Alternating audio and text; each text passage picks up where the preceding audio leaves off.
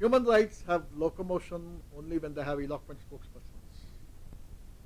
The unique feature of the MOOCs, course on human rights, being prepared by National Law School of India to Bangalore, the preferred destination for quality legal education, is that the approach would be a holistic approach to make each one of us an eloquent spokesperson. When I say the approach is holistic, what I mean is, normally when we speak about human rights, we concentrate more on human rights of able-bodied persons. But human rights of disabled groups are as important as human rights of able-bodied persons. And in the book's contents, equal importance would be given to human rights of disabled persons. And disabilities are of two types. Certain disabilities are those which can be overcome with human effort. Certain disabilities are those which can be only contained with human effort, but which cannot be overcome. For example, aging process, old age. As they say, growing old is mandatory, because growing up is voluntary. Therefore, old age can only be contained. How to make the old age pain-free is an important dimension of human rights. And certain disabilities occur by virtue of birth. Certain groups by an accident called birth are marginalized. What is that we can do to make their lives meaningful, lives full of dignity? That is our foray into human rights. And the other thing we are fully conscious of is when we speak of human rights, normally we speak of our rights, but when we speak of duties, we speak of somebody else's duties. Therefore, our content would be a judicious mix of duties as well as of rights. And these rights, we classify them into different groups in the MOOC courses. The first one, as you would like to say, is we'll be giving about a theoretical backdrop of human rights.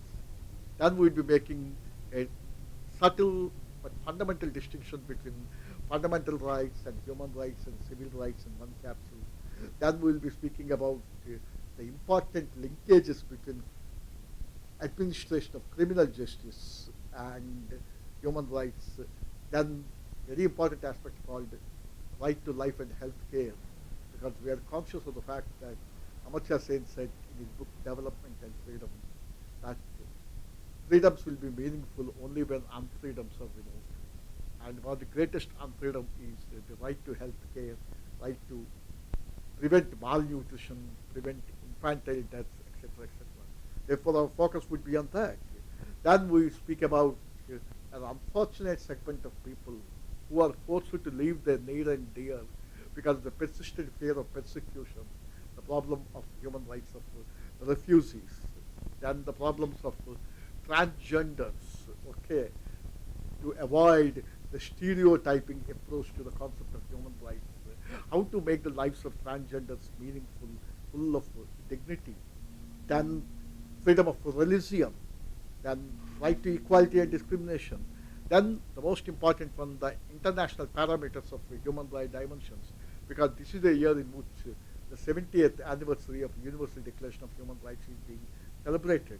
Then women's rights, then right to not just information but right to right information as to how it vindicates the human rights. Then a very important segment called the human rights and police, where the focus would be on human rights of the police as well, because we are conscious of the fact that every policeman is a citizen in uniform and every citizen is a policeman without uniform. Therefore, how to dovetail the human rights of these two. Then human rights of elderly people, then rights of the child. And when we speak of rights of the child, we have normally we suffer from one limitation. We always try to speak at the child, to the child, but never with the child. And human rights culture requires that you are required to speak with the child.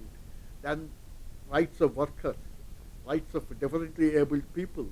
Then every right will be having some meaning only when there is a remedy.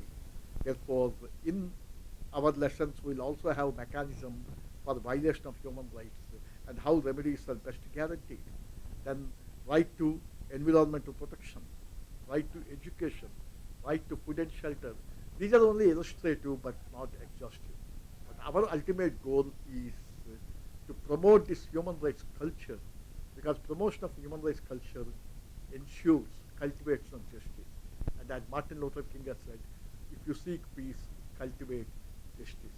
The best way of cultivating justice is protection and promotion of human rights and dissemination of human rights culture.